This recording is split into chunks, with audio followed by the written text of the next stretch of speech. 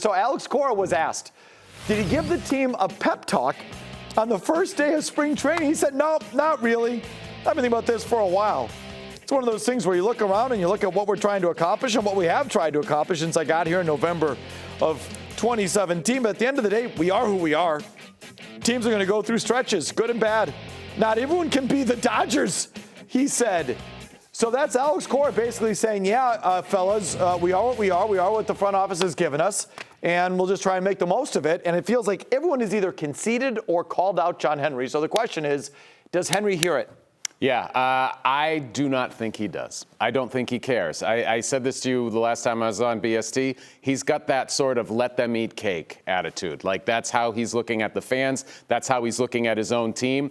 I don't think anything gets through to him at this point. I think he thinks we're close. These young guys, Roman Anthony played today and he walked twice. See, Kyle Teal took a couple of good swings. I don't know if he fouled one straight back. I like that kid's swing. Like, they're looking at it like we're close to our plan coming to fruition. We're just going to stick it out.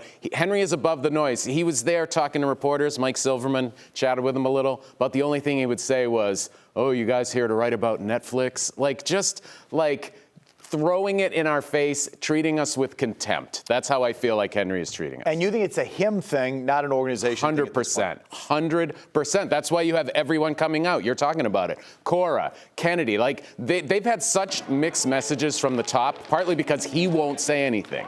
John Henry will never say anything, so it's left to Tom Werner to say full throttle and then have to walk back full throttle. It's left to Sam Kennedy to say, if you don't think we're trying, you're a liar. And then a week later to say, well, actually, we do have a budget, and he's intimating that it's maxed out. So we're hearing it from every corner of the organization.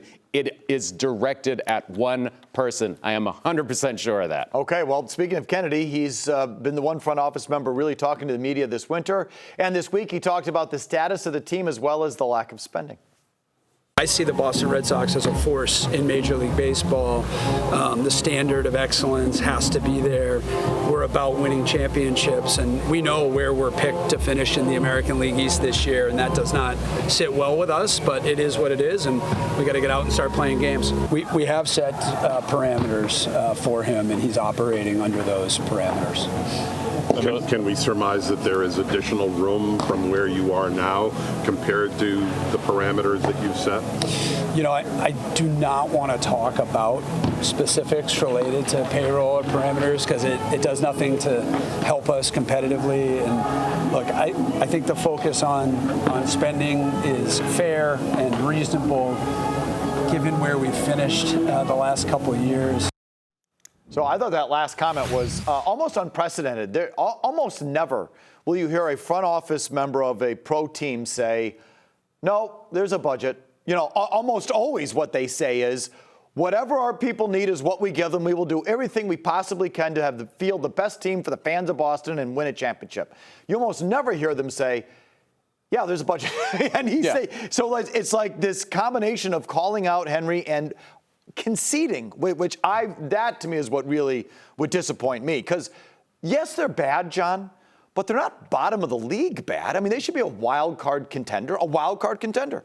And which means if you make the wild card in today's baseball, you have a chance to do something in the postseason. But it feels like they've all just sort of folded their tits. Yeah, I mean, just go back to last year. If they trade for Jordan Montgomery at the trade deadline instead of the Rangers, they're probably in the playoffs. They weren't that far off. That's how close they were. Yes, they're a 78-win team, but they fell apart after they did nothing for 2 straight trade deadlines. So Sam Kennedy finally acknowledging the truth.